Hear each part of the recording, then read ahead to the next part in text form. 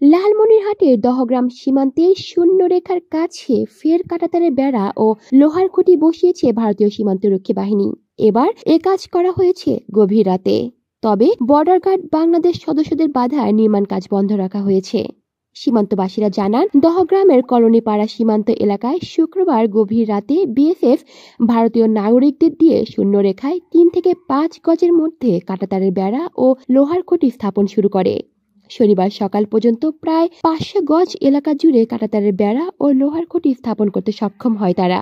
পরে খবর পেয়ে বিজিবির জওয়ানরা ঘটনাস্থলে গিয়ে অবস্থান নেয়। এতে কাজ বন্ধ করলেও নিজেদের সীমান্তে শক্তি বৃদ্ধি করে বিএসএফ। বিজিবি সূত্র জানায়, এ ঘটনায় পতাকা বৈঠকের আহ্বান জানিয়ে বিএসএফকে চিঠি পাঠানো হলে এতে সাড়া দিলে শনিবার বিকেলে ওই সীমান্তে বিজিবি বিএসএফ এর মধ্যে পতাকা বৈঠক অনুষ্ঠিত হয়।